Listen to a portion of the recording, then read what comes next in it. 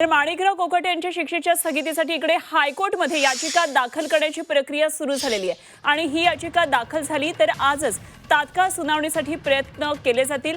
माणिकराव कोकाटे यांच्यावर अटकेची ही टांगती तलवार आहे, त्यामुळे दिलासा मिळवण्यासाठी अर्थातच कोकाटे प्रचंड प्रयत्नशील आहेत। कोकाटेंचे वकील सध्या हायकोर्टामध्ये याचिका दाखल करण्याचं काम करतात। सीमा आढे आमचे प्रतिनिधी या संपूर्ण घडामोडीवर लक्ष ठेवून थेट जाऊया सीमाकडे, जाणून घेऊया अपडेट। सीमा, इकडे हायकोर्टामध्ये हालचाली कोकाटेंकडून सुरू झालेल्या आहेत, जामीन मिळवण्यासाठी हालचाली सुरू आहेत, काय काय नेमके प्रयत्न सुरू आहेत कोकाटेंचे?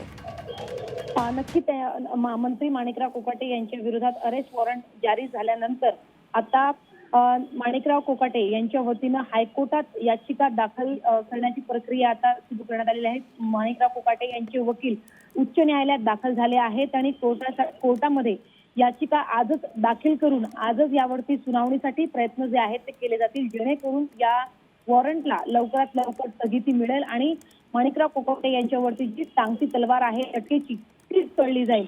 आता सध्या प्रक्रियेला सुरुवात झालेली आहे। स्थगितीसाठी जी याचिका दाखल करायची आहे त्यासाठी पेपरवर्कला सुरुवात आतमध्ये झालेली आहे। 3 वाजेपर्यंत याचिका दाखल करण्यात येईल आणि त्यानंतर 3 वाजल्यानंतर हे जे प्रकरण आहे, जी याचिका आहे ती सुनावणीसाठी येते का हे सुद्धा पाहणं महत्त्वाचं असेल आणि सुनावणी जर या याचिकेवरती झाली तर आजच माणिकराव कोकाटे यांना दिलासा मिळतो की त्यांची अडचण अधिक वाढते हे पाहणं महत्त्वाचं असणार आहे। आता अरेस्ट वॉरंट जारी झाल्यानंतर सगळ्यांचं लक्ष मुंबई उच्च न्यायालयाकडे लागून आहे आता, कारण माणिकराव कोकाटे यांच्या अडचणीत वाढ होते की त्यांना दिलासा मिळतो हे पाहणं महत्त्वाचं असणार आहे। 3 वाजेपर्यंत अटकेची टांगती तलवार आहेत आणि आपल्यासोबत आता आशुतोष राठोड हे माणिकराव कोकाटे यांच्या विरोधातले तक्रारकर्ते यांचे वकील आहेत। आशुतोषजी, नेमकं आपण कोर्टामध्ये ज्यावेळेस या ठिकाणी अर्ज केला त्यावेळेस न्यायाधीशांचं काय म्हणणं होतं, कारण त्यांना हॉस्पिटलमध्ये दाखवण्यात ॲडमिट आहेत असं त्यांनी म्हटलं? बघा, न्यायालयाने खूप स्पष्ट निरीक्षण नोंदवलं आहे की जेव्हा माननीय सत्र न्यायालयाने आदेश पारित केले तेव्हाच आरोपींनी न्यायालयापुढे हजर राहणं आवश्यक असतं, परंतु काल अटक टाळण्याच्या हेतूने कोकाटे साहेब हजर राहिले नाही।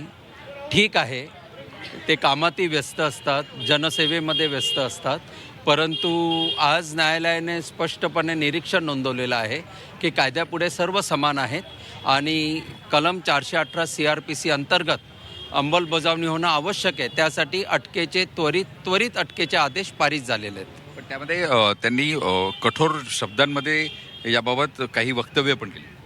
हो, जेव्हा कोकाटे साहेबांच्या वकील महोदयांनी सांगितले की ते एक कॅबिनेट मंत्री आहेत, तर तेव्हा न्यायालयाने लक्षात आणून दिलं की कायद्यापुढे सर्व समान आहेत आणि युक्तिवादामध्ये जी कायद्याची बाजू आहे तेवढंच फक्त बोला, कोण काय आहे हा मुद्दा इथे गौण ठरतो। एकूणच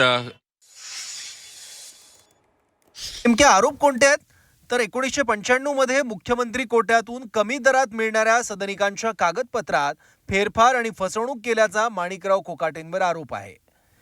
या प्रकरणी माजी मंत्री तुकाराम दिघोळे यांनी याचिका दाखल केली होती। याबाबतचा गुन्हा नाशिकच्या सरकारवाडा पोलीस ठाण्यामध्ये दाखल करण्यात आलेला होता।